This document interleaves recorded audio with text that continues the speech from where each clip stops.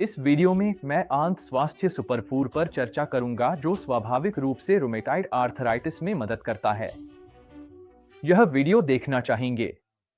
नमस्ते, मैं डॉक्टर चानू दासरी हूं। मैं अपने क्लाइंट्स को माइंडरेट इम्यूनिटी मेथड से इम्यून इन्फ्लेमेशन और पाचन समस्याओं को हल करने में मदद करता हूं। इस क्लिनिकल अप्रोच ने हजारों मरीजों को केवल 6 हफ्तों में लक्षणों से छुटकारा दिलाने में मदद की है, बिना किसी जटिल या महंगे इलाज के। अगर आप रूमेटाइड आर्थराइटिस स्थायी समाधान और जल्दी परिणाम पाने के लिए गंभीर हैं, तो नीचे दिए गए लिंक को जरूर देखें। आप एक पेज पर जाएंगे जहां आपको अपना ईमेल डालना है ताकि आपको एक फ्री ट्रेनिंग मिल सके, जिसमें मैं आपको वे प्रोटोकॉल समझाऊंगा जिनकी मदद से मेरे क्लाइंट्स ने रूमेटाइड आर्थराइटिस में 6 हफ्तों के भीतर स्वास्थ्य पाया है। आपको वहां हर जरूरी जानकारी मिलेगी, जिसमें फ्री गाइड्स और ढेरों मददगार के स्टडीज भी शामिल हैं। मैं आपको सुपरफूड्स के पीछे का विज्ञान दिखाऊंगा और बताऊंगा कि ये आंत को ठीक करने में असल में क्यों असरदार हैं। इसके अलावा मैं आपको कुछ बहुत उपयोगी टिप्स भी दूंगा कि इसे अपनी डाइट में कैसे शामिल करना शुरू करें और रूमेटाइड सूजन को दूर करने के लिए अपनी रणनीति कैसे बनाएं। अब इससे आगे बढ़ने से पहले लाइक और सब्सक्राइब करना न भूलें और नोटिफिकेशन बेल दबाएं ताकि आप हमेशा अपडेट रहें। ये वीडियो हर उस व्यक्ति के लिए जरूर देखने लायक है जो रूमेटाइड आर्थराइटिस के लक्षणों को हमेशा के लिए उलटने की कोशिश कर रहा है, और इसमें ऐसी जानकारी है जो शायद आपको कहीं और नहीं मिलेगी।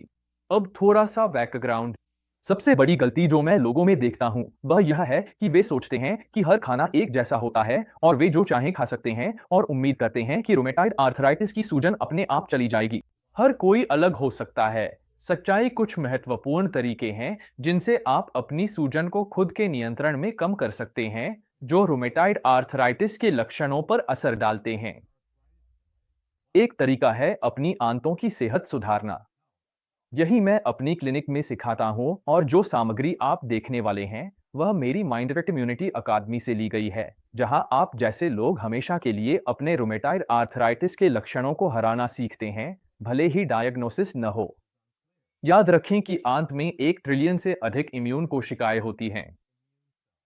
यह ट्रिलियन है टी के साथ।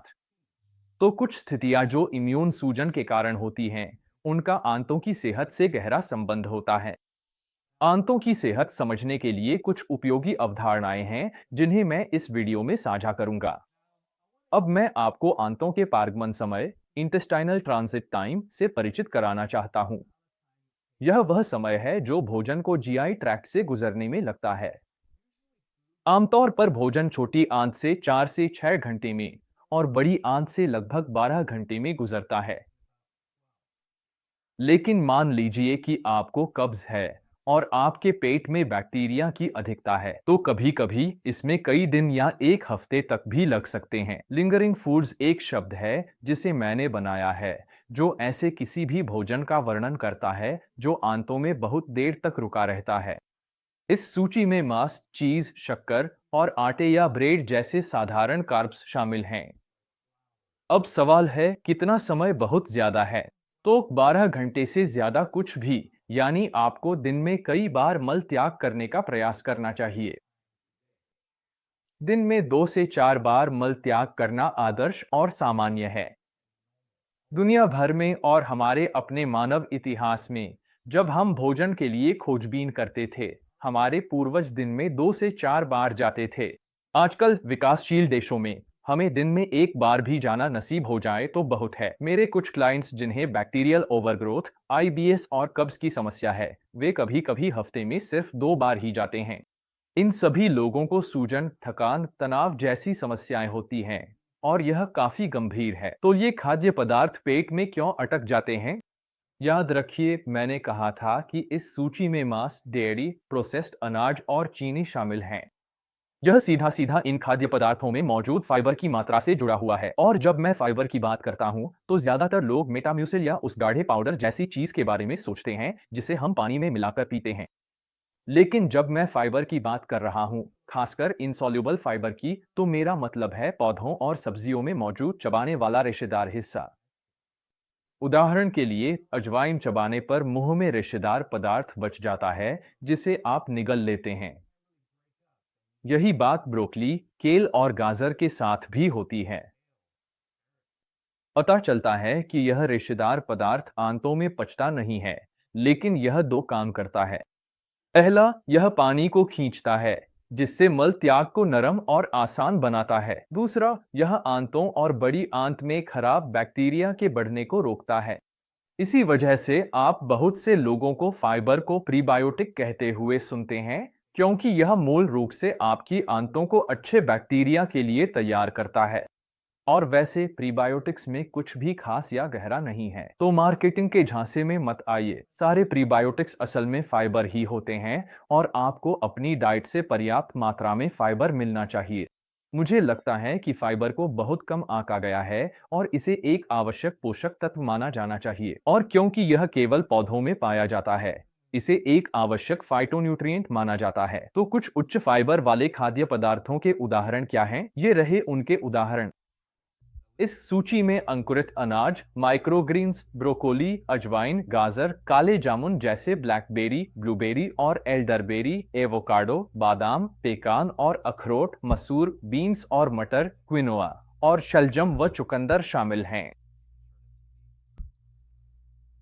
वैसे ये खाद्य पदार्थ आपके आहार का 75% हिस्सा होने चाहिए, ताकि आपको पर्याप्त फाइबर ले रहे हैं। तो मैं इस मौके का इस्तेमाल करके थोड़ा और गहराई में जाऊंगा और फाइबर अनुपात की अवधारणा पर चर्चा करूंगा। मेरे विचार में, अगर आप फाइबर अनुपात की इस अवधारणा को समझ लेते हैं, तो आप लगभग हर एक वजन घटाने वाले डाइट का मूल आधार समझ जाएंगे, जो अब तक बनाए गए हैं। मैंने इसे यहाँ इसलिए शामिल किया है क्योंकि यह आपको यह तय करने में मदद करेगा कि किस प्रकार के खाद्य पदार्थों पर आपको ध्यान केंद्रित करना चाहिए, ताकि आप अपनी इच्छित लक्ष्य प्राप्त कर सकें। यह फिटनेस और पोषण की दुनिया में भी आपकी आंखें खोल देगा। हमारे पूर्वजों का आहार, जब हम अपना खाना प्रकृति से इकट्ठा करते थे, उसमें 100 ग्राम फाइबर होता था। अब जितना पैक्ड और प्रोसेस्ड खाना हम खाते हैं, उसे देखते हुए अगर हमारे आहार में 20 ग्राम फाइबर भी हो, तो हम खुद को भाग्यशाली समझते हैं। और जब मैं फाइबर की बात कर रहा हूँ, तो मेरा मतलब उस पाउडर जैसी चीज से नहीं है जिसे आप पानी में मिलाकर पीने की कोशिश करते हैं, इससे पहले कि वह जम जाए। मैं उस फाइबर की बात कर रहा हूँ जिसे निगलने के लिए आपको खूब चबाना पड़ता है, बार बार चबाना पड़ता है। इसका उदाहरण अजवाइन या पत्ता गोभी हो सकता है। यह क्यों मायने रखता है?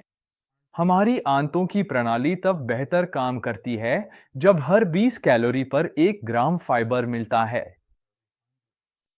और उस फाइबर के साथ आपको बहुत सारा पानी भी पीना चाहिए, लगभग 1 गैलन रोज, क्योंकि तरल और फाइबर भोजन के अपशिष्ट में बने रहते हैं और जल्दी से शरीर से बाहर निकल जाते हैं। फाइबर का अनुपात बहुत महत्वपूर्ण है, क्योंकि यही तय करता है कि आपकी आंतें कितनी अच्छी तरह काम करेंगी और आपके शरीर में कितनी सूजन बनेगी। अगर आपके शरीर में सूजन की मात्रा ज्यादा है, तो आपकी बीमारी और बढ़ जाती है, आपका वजन भी बढ़ता है और वह वजन कम होने के बजाय बना रहता है। तो इसे ध्यान में रखते हुए हमें आदर्श स्थिति में हर 20 कैलोरी पर 1 ग्राम फाइबर लेने का लक्ष्य रखना चाहिए, और यह ज्यादातर लोगों के लिए बहुत मुश्किल है, लगभग नामुमकिन। रोज 40 से 50 ग्राम फाइबर लेने की कोशिश करते हैं। अगर आप 2000 कैलोरी वाली डाइट पर हैं, तो हर 40 से 50 कैलोरी पर 1 ग्राम फाइबर। एफडीए को लगता है कि रोज 28 ग्राम फाइबर काफी है। आपका लक्ष्य 40 से 50 ग्राम होना चाहिए। ध्यान रखें कि यह हमारे पूर्वजों द्वारा खाए जाने वाले फाइबर का आधा है। फाइबर ज्यादा नहीं खा सकते। 4 घंटे बाद भोजन का अपशिष्ट आंतों में बैक्टीरिया द्वारा मेटाबोलाइज किया जाता है। जब यह मेटाबोलाइज होता है, तो वे प्राइमरी मेटाबोलाइट्स बनाते हैं। ये प्राइमरी मेटाबोलाइट्स दूसरी बैक्टीरिया की आबादी के लिए भोजन बन जाते हैं, जो सेकेंडरी मेटाबोलाइट्स बनाते हैं। ये बैक्टीरिया जो प्राइमरी मेटाबॉलिज्म करते हैं, ये अच्छे बैक्टीरिया हैं। ये हमारी आंतों को स्वस्थ रखते हैं। दूसरी बैक्टीरिया की आबादी समस्या पैदा करती है, क्योंकि सेकेंडरी मेटाबोलाइट्स ही सूजन, वजन बढ़ना, डिप्रेशन और यहां तक कि कैंसर का कारण बनते हैं। और यह बात समझ में आती है। सोचिए, जब आपको सूजन या जलन महसूस होती है, कोलन आमतौर पर मल को बाहर निकालने से पहले उसे जमा कर रखता है। वैसे आप इसे खुद भी आजमा सकते हैं। आंतों के ट्रांजिट टाइम को मापने का एक तरीका है। इसे फॉलो थ्रू स्टडी कहा जाता है। आप एक कंट्रास्ट डाई निगलते हैं। और फिर रेडियोलॉजिस्ट हर कुछ मिनट में एक्सरे फोटो लेते हैं। आमतौर पर 4 घंटे में कंट्रास्ट कोलन तक पहुंच जाता है। फिर आप देख सकते हैं कि आपको मल त्याग करने में कितना समय लगता है। अगर आप कोई मेडिकल टेस्ट नहीं कराना चाहते, इसका आसान तरीका है कि आप घर पर 1 या 2 चुकंदर खा लें और देखें कि आपके मल को लाल होने में कितना समय लगता है। अगर यह 12 से 24 घंटे के भीतर हो जाता है, आमतौर पर सब ठीक। अगर इसमें 2 दिन या उससे ज्यादा समय लगता है, तो शायद आपको परेशानी है और आपको बैक्टीरियल ओवरग्रोथ और सूजन की समस्या हो सकती है। जब आप शुरुआत कर रहे हों, तो आपको यह सुनिश्चित करना चाहिए कि आप अपनी बड़ी आंत से खराब बैक्टीरिया को बाहर निकाल रहे हैं। और अगर इसमें दिक्कत हो रही है, तो आप मिल्क ऑफ मैग्नेशिया ले सकते हैं और 2-3 दिनों तक रोजाना 2 से 4 बार पतला मल त्याग करने की कोशिश कर सकते हैं। यह आपको अपनी आंत में अच्छे बैक्टीरिया को फिर से बसाने की प्रक्रिया को तेज करने में मदद करेगा। इसे ऐसे सोचे जैसे आप बगीचे से खरपतवार निकाल रहे हैं, ताकि अच्छी चीजों के बढ़ने के लिए जगह बन सके। तो यह था आंतों के ट्रांजिट टाइम का विषय, और यह बहुत महत्वपूर्ण है यह नियंत्रित करने के लिए कि हमारी आंत में किस प्रकार के बैक्टीरिया रहते हैं। यह सूजन को नियंत्रित करने के लिए भी जरूरी है। आप इस पर असर डाल सकते हैं ढेर सारा फाइबर खाकर और कब्ज होने पर मैग्नीशियम सप्लीमेंट लेकर। ठीक है, मुझे उम्मीद है कि आपको यह वीडियो पसंद आया होगा। किसे पता था कि फाइबर इतना कुछ कर सकता है, और यही वजह है कि वे खाद्य पदार्थ जिनमें बहुत सारा फाइबर होता है सुपर फूड्स माने जाते हैं, क्योंकि ये कई तरह से मदद करते हैं। आंतों से आने वाली सूजन को कम करते हैं, वही सूजन जो तब होती है जब खाना आंतों में ज्यादा देर तक रुका रहता है, और इससे इम्यून सिस्टम की गड़बड़ी शुरू हो जाती है। अब जब आप आंतों के ट्रांजिट टाइम के बारे में जान गए हैं, तो मैं जानना चाहता हूं कि आप कौन कौन से ऐसे खाद्य पदार्थ खाना चाहेंगे जिनमें भरपूर फाइबर हो। नीचे कमेंट्स में मुझे जरूर बताएं। अगर आपको यह वीडियो पसंद आया हो, तो कृपया इसे अपने जानने वालों के साथ शेयर करके मेरे चैनल को सपोर्ट करें, और रूमेटॉइड आर्थराइटिस पर और भी उपयोगी टिप्स के लिए सब्सक्राइब करना न भूलें। यह थे डॉक्टर चानू दसारी, माइंड व कम्युनिटी क्लिनिक से, और अगली बार फिर मिलेंगे।